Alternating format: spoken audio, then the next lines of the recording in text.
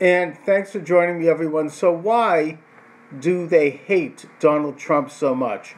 When I talk about they, I don't mean the conventional haters, people who are swept up in the emotions that emanate from the propagandists and the agitprop artists who are trying to stir up the country and stir people up with all of these lies about President Trump not liking people based upon whether or not they happen to be black or whatnot. Those are all the classic, typical left-wing propaganda that's thrown out there, mainly as a way not only to consolidate their own hateful base, but also to discourage minorities from leaving the reservation of the left and maybe thinking about some of the actual issues that affect them.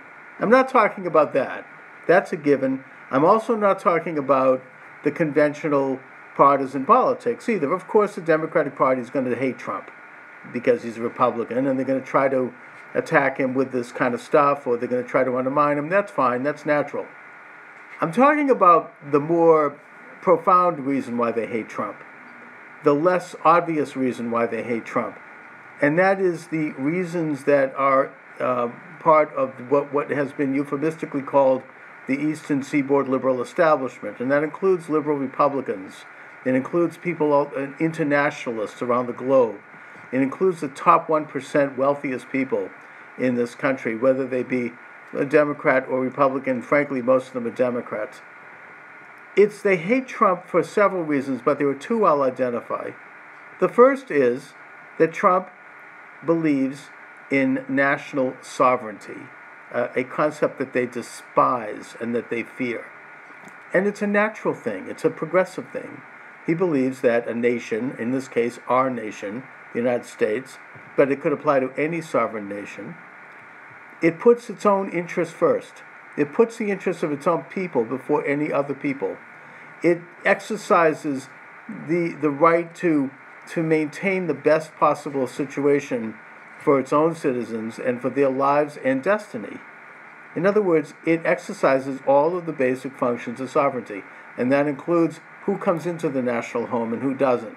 It includes economic decisions that help further jobs and prosperity, such as better trade agreements that favor the nation and immigration agreements. Things that favor the culture of any particular nation. It doesn't have to do with our nation. It could be Zimbabwe. It could be any nation.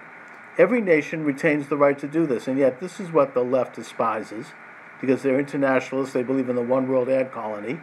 And this is what some of the, I guess you might call them conservative in the broad sense, but free traders who don't have any particular loyalty to any one nation. They're international corporate types who just want to make a buck anywhere they can and who don't like national borders for that reason. The second reason why they despise Trump, and again, I'm not talking about the unwitting, unconscious masses who have been swept up in the usual propaganda that Trump has something against black men and women and all these other lies. I'm talking about the real core, the people who are conscious, the people who are spreading those lies. The second reason is because Donald Trump wants to, and I know it's a cliche, but it's an accurate one, he wants to drain the swamp.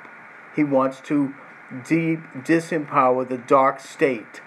In other words, he's going after this enormous bureaucratic government, this government bureaucracy that has been building up really since World War I, but has accelerated in the past 20 to 25 years, where governing powers have been transferred from elected officials, where they ought to reside and where the Constitution guarantees that they reside, to these unelected bureaucracies, to judges who make decisions from the bench and who think that they're like potentates, and to international organizations like the United Nations and others like this International Climate Group.